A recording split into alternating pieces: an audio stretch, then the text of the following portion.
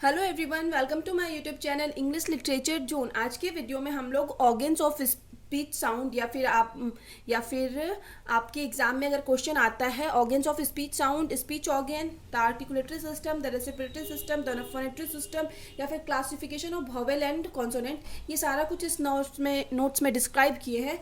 ये जो नोट्स है काफ़ी इजी लैंग्वेज में होगा, बहुत इजी लैंग्वेज में। एक बार वीडियो देखो, नोट्स पढ़ो, याद हो जाएगा, सब कुछ समझ में आ जाएगा, क्लियर हो जाएगा। ठीक है, तो प्लीज़ अगर वीडियो आपकी सिलेबस का है, वीडियो के थ्रू आपकी हेल्प होती है ना, तो वीडियो को लाइक करना, चैनल को सब्सक्राइब करना और कमेंट करके बताना वीडियो पे कैसा लगा। तो वीडियो शुरू करते हैं। द वेरियस ऑर्गन, ढेर सारा अलग अलग अंग, which are involved in the production of speech sound, जो कि स्पीच साउंड मतलब जो हम लोग बोलते हैं ना, उसके प्रोडक्शन, उसको उत्पन्न करने में जो अंग इन्वॉल्व हो, जो भी ऑर्गन इन्वॉल्व हो साउंड को प्रोड्यूस करने में, आर कॉल्ड स्पीच ऑर्गन। उसी अंग को स्पीच ऑर्गन्स कहा जाता है। The study of speech organ, और जब हम लोग स्टडी यानी इट मीन्स अध्ययन करते हैं स्पीच ऑर्गन्स का, organs helps to determine the role of each organ, ये हम लोग की मदद करती है। मतलब स्पीच ऑर्गन का जब हम स्टडी करते हैं तो ये हम लोग की हेल्प करती है। डिटरमाइन इट मीन्स निश्चित करने में, the role of each organ in the production of speech sound, कि सारा जो अलग अलग अंग है, जो इतना सारा अंग का यूज़ करके हम लोग साउंड प्रोड्यूस कर रहे हैं, तो इन अलग अलग अंग का क्या क्या मतलब रोल है, क्या भूमिका है साउंड प्रोड्यूस करने में, इन सब चीज़ मतलब ये सब चीज़ हम लोग को समझ में आता है जब हम लोग स्पीच ऑर्गन के बारे में पढ़ते हैं। The organs of our body, जो हम लोग के बॉडी के ऑर्गन्स हैं, that help us to speak, जो कि हम लोग के बोलने में मदद करते हैं, can be divided into three parts, three groups. इनको थ्री ग्रुप्स में बांटा गया है। Etch groups of human organ, और ये जो सारा ग्रुप्स है ह्यूमन ऑर्गन, मानव अंग का, that help people to speak, जो कि हेल्प करता है इंसान के बोलने में, फॉर्म ए सिस्टम, ये सारा एक ग्रुप है ना, एक सिस्टम बनाता है। द वे इन विच, और जिस तरीके से, this three systems help us, जिस तरीके से ये तीन सिस्टम जो हैं हम लोग की हेल्प करते हैं टू स्पीक, बोलने में, इज कॉल्ड स्पीच मैकेनिज्म, इसी को हम लोग स्पीच मैकेनिज्म भी कहते हैं। दिस थ्री सिस्टम्स आर, और वो जो थ्री सिस्टम्स हैं कौन कौन है, the articulatory system, the respiratory system and the phonatory system. अब सबसे पहले आता है द आर्टिकुलेटरी सिस्टम। क्या होता है, इसको डिफाइन करेंगे। The articulatory system consist of a few organ. Articulatory system में कुछ ऑर्गन कंसिस्ट मतलब कुछ ऑर्गन से बना होता है। In our head and neck, head के, हमारे हेड के और नेक के कुछ ऑर्गन से मिलके बना होता है articulatory system. This organs are called organs of speech, इन्हीं ऑर्गन्स को हम लोग ऑर्गन्स ऑफ स्पीच भी कहते हैं। दिस ऑर्गन्स, और जो ये अंग हैं, the lips, teeth, tongue and palate. Lips, teeth, tongue को तो आप नॉर्मली सब हर कोई जानता है। पैलेट क्या होता है ना, पैलेट होता है टॉप पार्ट होता है हमारे हमारे माउथ का, जो होता है ना टॉप पार्ट, ऊपर वाला एरिया, उसको हम लोग पैलेट कहते हैं, और हिंदी में इसको हम लोग तालू कहते हैं, जो कि हम लोग के टंग के जस्ट अपोजिट वाला एरिया होता है। तो ये सब इन्वॉल्व होता है आर्टिकुलेटरी सिस्टम में। अब यहाँ पे आर्टिकुलेटरी सिस्टम का हमें ये डायग्राम बना रखे हैं, पिक्चर बना रखे हैं। अगर क्वेश्चन आता है, बड़ा क्वेश्चन है 15, 16, 20 मार्क्स का, तो कन्फर्म आपको डायग्राम बनाना है ये सारे सिस्टम का, और हम मतलब आपको क्लियर हो पाए पिक्चर, तो हम स्क्रीनशॉट में मेंशन कर दिए हैं, आप देख सकते हो। इसको स्क्रीनशॉट ले लो, आप अच्छे से फिर पिक्चर बना पाओगे, क्लियर होगा वो काफ़ी। ठीक है, और ये डायग्राम बनाना कंफर्म है, सारे में हम डायग्राम बनवाए हैं, रेसिप्रेटरी सिस्टम में भी और फिर आगे जो थर्ड वाला है उसमें भी। तो ये सारा डायग्राम अच्छे मार्क्स के लिए बनाना ज़रूरी है। और एग्ज़ाम में अच्छे मार्क्स के लिए ना आप क्या कर सकते हो, कंटिन्यू प्रैक्टिस करो। अगर आज के डेट में अगर आपको ये क्वेश्चन याद हो जाता है ना, तो इसकी फिर प्रैक्टिस करो, इसको टाइम मैनेज करने की कोशिश करो। एग्ज़ाम में इतना क्वेश्चन आता है, तो एक क्वेश्चन को हमको कैसे 20 मिनट में या 25 मिनट में लिखना है कि एग्ज़ाम में सही हो जाए, मतलब सही टाइम में हम क्वेश्चन को कंप्लीट कर पाए। तो ठीक है, तो बार बार कंटिन्यू प्रैक्टिस करो, राइटिंग अच्छी रखो, और ये जो भी है डायग्राम ये सब स्किप मत करो, तो अच्छा मार्क्स आता है। और सबसे इंपॉर्टेंट, क्वेश्चन एक भी छोड़ना मत, आंसर लिखना है हर क्वेश्चन का। क्वेश्चन छोड़ने पे बहुत मार्क्स कम हो जाता है, और स्पेशली जो हम लोग का लॉन्ग क्वेश्चन होता है 10, 20, 15 मार्क्स का, उसको तो बिल्कुल नहीं छोड़ना चाहिए अच्छे मार्क्स के लिए। तो ठीक है, अब हम लोग आर्टिकुलेटरी सिस्टम में डायग्राम के बाद आगे का पढ़ते हैं। The part call the roof of the mouth, मतलब वो पार्ट जिसको कि रूफ कहा जाता है माउथ का, इज डिवाइडेड इनटू 4 पार्ट, उसको 4 भागों में बांटा गया, जिसको हम अभी तालू बोले थे ना, जो कि माउथ का अपर वाला एरिया होता है, तो उसको 4 भागों में बांटा गया है। Immediately after the front teeth, हम लोग का जो आगे का टिथ है उसके बाद का just area, teeth in the अपर जाओ मतलब ऊपरी जबड़े का टिथ के जस्ट बाद का एरिया जो होता है, there is a hard surface. तो टिथ के बाद का जो एरिया है ऊपरी तालू का, वहाँ एक हार्ड सतह होता है ऑन द रूफ ऊपर की ओर ऑफ द माउथ, माउथ के। This is called the teeth ridge, उसको टिथ रिड्ज कहा जाता है। इट मीन्स हमारा जो दांत है ऊपरी जबड़े का, उसके अंदर तालू का सबसे फ्रंट वाला पार्ट को क्या कहा जाता है, टिथ रिड्ज कहा जाता है। आफ्टर द टिथ रिड्ज और टिथ रिड्ज के बाद द रूप ऑफ द माउथ, और जो माउथ का वही तालू वाला पार्ट है, चेंजेज इट शेप्स, ये अपनी शेप को चेंज करता है, but continues to be hard, लेकिन अभी भी ये हार्ड होता है एंड बोनी होता है, इट मीन्स हड्डीदार होता है। This part of the roof of the mouth is called the hard palate. तो इसी पार्ट को हम लोग हार्ड पैलेट कहते हैं, ठीक है। तो सबसे पहले टिथ रिड्ज, टिथ रिड्ज के बाद माउथ के अंदर तालू वाला जो पार्ट होता है, जो 4 भाग में बांटा है गया है, सेकेंड पार्ट होता है हार्ड पैलेट। आफ्टर दिस, और इस चीज के बाद, the roof of the mouth become soft and fleshy, मतलब ये टिथ मतलब हार्ड पैलेट भी आ गया, तो इसके बाद जो माउथ का जो तालू वाला एरिया है वो क्या होने लगता है, बिकम सॉफ्ट, सॉफ्ट होने लगता है, और फ्लैशी इट मीन्स मांसल होने लगता है। This part of the roof of the mouth, और यही पार्ट जो माउथ के रूफ का तालू वाले एरिया का, इज कॉल्ड, उसको कहा जाता है वेलुम, ठीक है, वेलुम कहा जाता है। आफ्टर द सॉफ्ट वैल्यूम, और वही सॉफ्ट वैल्यूम के बाद, there is a soft fleshy part, एक सॉफ्ट फ्लैशी पार्ट होता है, ठीक है, मांसल एरिया होता है लेकिन सॉफ्ट होता है। हैंगिंग लूज, जो कि हमको लटकता हुआ, अगर आप पूरा मुंह जो है पूरा बहुत ज़्यादा ओपन करके देखोगे तो एक लटकता हुआ फ्लैशी एरिया दिखाई देगा ऊपर से तालू की तरफ से। दिस इज कॉल्ड, उसको कहा जाता है यूव्यूला, ठीक है, यूव्यूला कहा जाता है। The tongue is divided into, अब जब हम तालू की बात कर लिए, ऊपर वाला पार्ट जो होता है, ठीक है, टंग के अपोजिट साइड, अब हम लोग टंग की बात करेंगे। जो टंग होता है वो डिवाइडेड होता है इनटू द टिप, टिप में, ब्लेड में, the front, the centre, the back and the root, ये 5-6 पार्ट में टंग डिवाइड होता है। The tip can be easily recognise, tip को हम लोग आसानी से पहचान सकते हैं, जो सबसे आगे वाला टंग का एरिया जो होता है उसको कहते हैं tip. And the blade of the tongue lies opposite the teeth ridge, और जो हम टिथ रिड्ज बताए थे ना, हड्डीदार एरिया तालू का, तो उसके जो अपोजिट टंग का एरिया होता है उसी को कहा जाता है ब्लेड। द फ्रंट लाइज, और जो फ्रंट होता है टंग का area, opposite the hard palate, वो हार्ड पैलेट के बिल्कुल अपोजिट स्थित होता है। द बैक ऑफ द टंग, और टंग का जो बैक वाला एरिया होता है, लाइज स्थित होता है अपोजिट द वैल्यूम, वैल्यूम जो हम बताए थे उसके जस्ट अपोजिट साइड को हम लोग कहते हैं, क्या कहते हैं, बैक कहते हैं टीथ का, या फिर वैल्यूम को हम कहीं कहीं आपको सॉफ्ट पैलेट भी सुनने को मिलेगा। द सेंटर ऑफ द टंग, और टंग का जो सेंटर होता है सबसे बीच वाला area, lies between the front, वो स्थित होता है फ्रंट एंड द बैक के बीच। रूट ऑफ द टंग, और टंग का जो रूट होता है, lies beyond the back of the टंग, वो टंग के बैक मतलब पीछे स्थित होता है। अब सेकेंड जो आता है respiratory system. The respiratory system consisted of, respiratory system जो होता है ना, किससे बना होता है, लंग्स, इट मीन्स फेफड़ा उसमें इन्वॉल्व होता है। The muscles of chest, chest का मसल्स होता है involve, which makes the lungs expand and contrast, जिस वजह से लंग जो है सिकुड़ते हैं और फैलते हैं, वो इसमें इंक्लूड होता है। द विंड पाइप, वायु नली जिसको कहते हैं, वो इंक्लूड होता है। द 2 ट्यूब्स, और 2 ट्यूब होता है, ट्यूब इट मीन्स पतली सी एक पाइप के आकार की संरचना होती है, विच इंटर द लंग्स, जो कि लंग उसमें प्रवेश करती है। दिस 2 ट्यूब्स, और ये जो दोनों ट्यूब्स होते हैं ना, आर कॉल्ड, उसको कहा जाता है ब्रोंकाई, ठीक है, ब्रोंकाई कहा जाता है। इच ट्यूब्स इज कॉल्ड, और मतलब दोनों ट्यूब को ब्रोंकाई कहा गया, लेकिन जो प्रत्येक ट्यूब है उसको कहा जाता है ब्रोंकस, ठीक है, ब्रोंकस, ब्रोंकाई यानी हो जाता है वायु नलियाँ या श्वास नलियाँ, और ब्रोंकस यानी हो जाता है श्वसनी। अब आगे है द रेसिपिरेटरी सिस्टम, इज, जो रेसिपिरेटरी सिस्टम होता है, is important in the production of speech, ये स्पीच के प्रोडक्शन में बहुत इंपॉर्टेंट होता है, बिकॉज, क्योंकि we need air for speaking, क्योंकि हम लोग को बात करने के लिए एयर चाहिए। For the production of most speech, ज़्यादातर साउंड्स के स्पीच साउंड्स के प्रोडक्शन में, ऑफ मोस्ट लैंग्वेज, ज़्यादातर लैंग्वेज में इन द वर्ल्ड के, वी यूज़ द एयर, हम लोग एयर का यूज़ करते हैं, दैट वी ब्रेथ आउट, जो कि हम बाहर निकालते हैं ना, उस एयर का यूज़ करते हैं।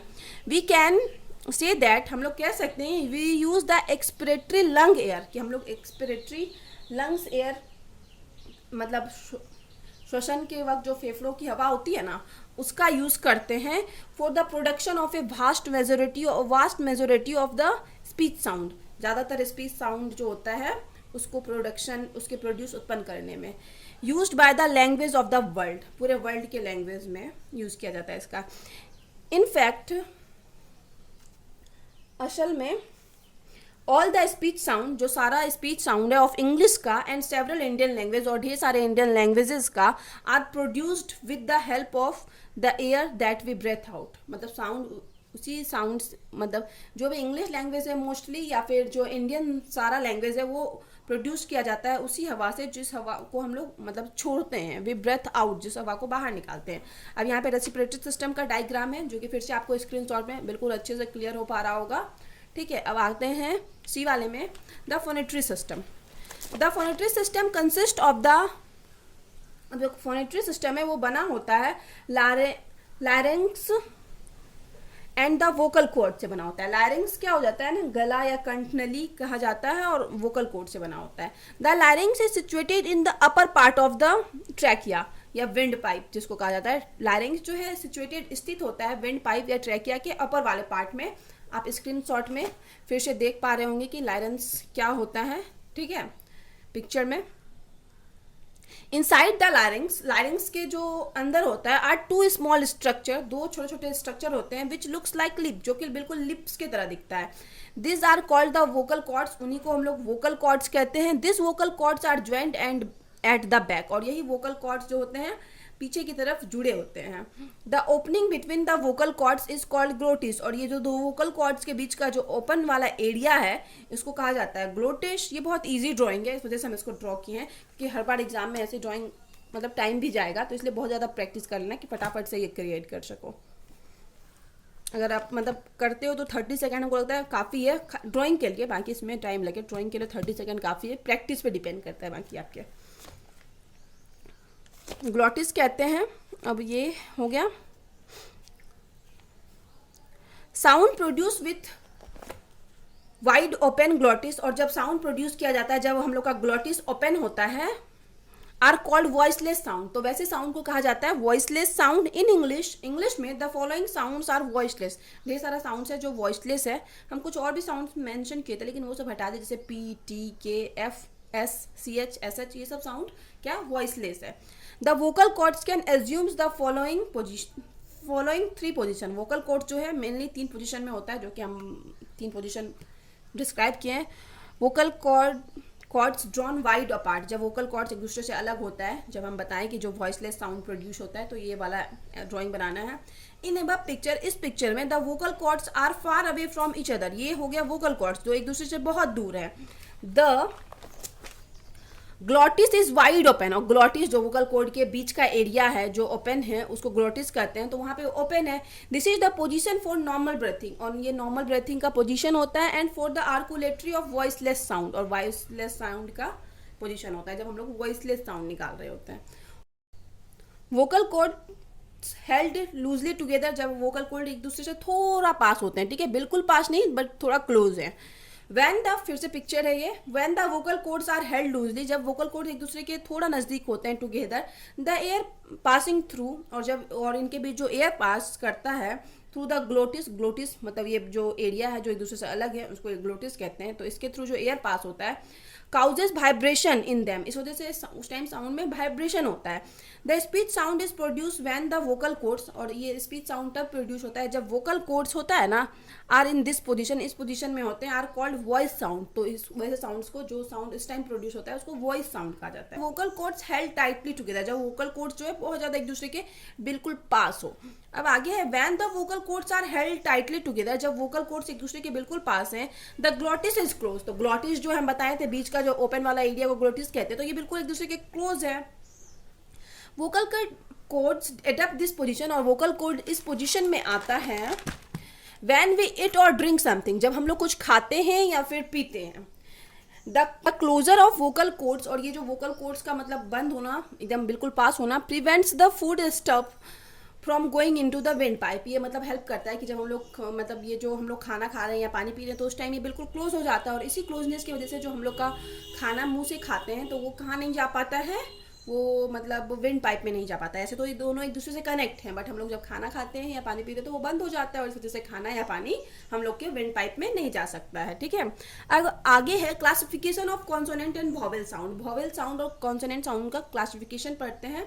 ठीक है, अब खत्म होने वाला है, बस थोड़ा सा बचा हुआ है। इन इंग्लिश में देयर आर 26 लेटर्स, सबको पता है 26 लेटर्स होते हैं इंग्लिश में, अल्फाबेट होते हैं, विच प्रोड्यूस 44 साउंड, जो कि टोटल 44 साउंड प्रोड्यूस करते हैं, कॉन्टेनिंग 20 वॉवेल, जिसमें कि 20 जो है वॉवेल होते हैं, साउंड्स होते हैं, एंड 24 कॉन्सोनेंट साउंड्स होते हैं।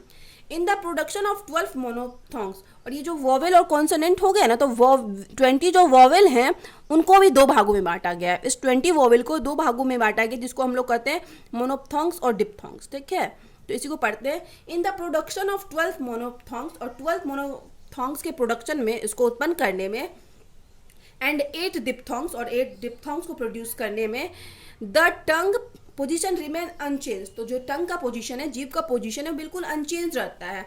वियर्स, जबकि there should be friction and obstruction in the production of consonant sound, जबकि कॉन्सोनेंट साउंड के उत्पन्न करने में यहाँ पे फ्रिक्शन, इट मीन्स बाधा आती है, घर्षण होता है, टकराव होता है या प्रतिरोध होता है। अब आगे है the description and classification of consonant sounds depend on the place. Description it means व्याख्या, और क्लासिफिकेशन इट मीन्स अलग अलग करना वॉवेल और कॉन्सोनेंट साउंड को। Vowel place and manner of articulation, वो आर्टिकुलेशन के प्लेस, जगह पे, आर्टिकुलेशन इट मीन्स स्पष्ट उच्चारण करने के लिए, मतलब जगह और तरीके पे डिपेंड करती है। फिर यहाँ पे हम लिखे हुए हैं आईपीए चार्ट और आईपीए सिम्बॉल्स, यहाँ पे हम मेंशन किए हुए हैं। ठीक है, आईपीए का फुल फॉर्म होता है इंटरनेशनल फोनेटिक्स अल्फ़ाबेट। ठीक है, जो कि अंतर्राष्ट्रीय स्तर पे यूज़ किया जाता है उच्चारण के लिए।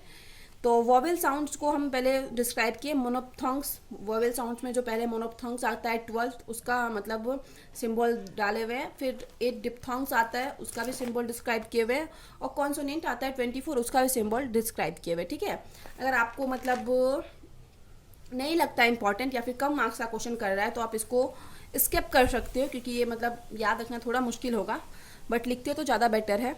अब आगे है कंक्लूजन इट मीन्स आखिरी में क्या निष्कर्ष निकलता है इतना सारा कुछ पढ़ने के बाद। इस प्रकार द ऑर्गन ऑफ स्पीच, जो ऑर्गन ऑफ स्पीच होता है, play a very significant role in the development of language के डेवलपमेंट में, उच्चारण में बहुत महत्वपूर्ण भूमिका है ऑर्गन्स ऑफ स्पीच की। द साउंड ऑफ इंग्लिश का जो साउंड होता है are produced by inhaling and exhaling air. हम लोग कैसे प्रोड्यूस करते हैं, मतलब हवा को लेते हुए श्वसन द्वारा, और हवा को छोड़ते हुए प्रोड्यूस करते हैं इनटू द लंग्स, फेफड़े में हवा को लेते हुए और छोड़ते हुए प्रोड्यूस करते हैं। प्रोड्यूसिंग डिफरेंट स्पीच साउंड्स, अलग अलग तरह का स्पीच साउंड उत्पन्न करने में, और फिर लैंग्वेज के डिपेंड ऑन द मूवमेंट, वो मूवमेंट पे डिपेंड करते हैं। क्लासिफिकेशन ऑफ स्पीच ऑर्गन, और स्पीच ऑर्गन के क्लासिफिकेशन इट मीन्स अलग अलग पार्ट, अलग अलग मूवमेंट पे डिपेंड करता है। द स्टडी ऑफ फोनेटिक्स, और इस हम लोग जो स्टडी करते हैं फोनेटिक्स का, इज बेस्ड ऑन द, वो बेस्ड होता है ऑन द स्पीच ऑर्गन, इसकी स्पीच ऑर्गन पे बेस्ड होता है। ठीक है, यहाँ पे एक और चीज़ मेंशन करना चाहेंगे हम कि फोनेटिक्स का जो भी मतलब ये हम बताएं अभी, मतलब ये सारा सिंबल बताएं, तो इस सिंबल के through phonetics transcription it means किसी वर्ड को फोनेटिक्स ट्रांसक्रिप्शन कैसे करना है, किसी वर्ड का फोनेमिक ट्रांसक्रिप्शन कैसे चेंज करना है, वो चीज़ हम ऑलरेडी वीडियो में डिस्क्राइब कर रखे हैं। ठीक है, अगर आपको वो चाहिए, मतलब आपके एग्जाम में होता है बहुत बार, क्या होता है ना, इंग्लिश ऑनर्स के एग्जाम में कुछ वर्ड दे देता है और उसका फोनेमिक ट्रांसक्रिप्शन करने बोलता है, 10 मार्क्स का ऐसे कुछ दे देता है। तो अगर वो है तो उसका वीडियो भी हम वो वीडियो भी इसी चैनल के इसी वीडियो के डिस्क्रिप्शन में डाल देंगे, या फिर आपको फिर भी अगर समझ में ना आए या वीडियो नहीं मिले तो आप कमेंट करके बता सकते हो, हम आपको मतलब लिंक सेंड कर देंगे। या फिर अभी भी मतलब ये नोट से रिलेटेड कोई डाउट है तो आप इंस्टाग्राम पे टेक्स्ट कर सकते हो, इंस्टाग्राम का लिंक भी आपको इसी वीडियो के डिस्क्रिप्शन में मिल जाएगा। ठीक है, तो अब आगे एक clear understanding of the respiratory system, कि रेसिप्रोटरी सिस्टम को पूरे अच्छे से समझना, फोनेटरी सिस्टम को समझना, या फिर और आर्टिकुलेटरी सिस्टम को समझना। Can change the style of individual pronunciation, ये हर इंसान, इंडिविजुअल इंसान के प्रोनाउंसिएशन के स्टाइल को चेंज कर देगा अगर कोई भी अच्छे से इस चीज़ को समझ लेता है, पढ़ लेता है। Vowel sounds are pronounced, vowel sounds का उच्चारण किया जाता है with the help of mouth के हेल्प से, एंड द फायरेंक्स के हेल्प से, इट मीन्स ग्रशनी या ग्राशनली होता है, उसके हेल्प से, या गलाकोश बोल सकते हैं। विदाउट एनी ऑब्स्ट्रक्शन बिना किसी बाधा के, वेयर्स, जबकि ऑल अदर कॉन्सोनेंट साउंड, जो सारे दूसरे कॉन्सोनेंट साउंड्स हैं, आर प्रोनाउंस्ड, उसका उच्चारण किया जाता है विथ फ्रिक्शन, फ्रिक्शन घर्षण के साथ, ऑब्स्ट्रक्शन बाधा प्रतिरोध के साथ। ठीक है, तो यहाँ पे ये नोट्स खत्म होता है। इस वीडियो के थ्रू अगर आपकी हेल्प होती है, ये वीडियो आपके सिलेबस का है, तो प्लीज आप लोग वीडियो को लाइक करना, चैनल को सब्सक्राइब करना और कमेंट करके बताना वीडियो आपको कैसा लगा। मिलते हैं नेक्स्ट वीडियो में नेक्स्ट टॉपिक के साथ।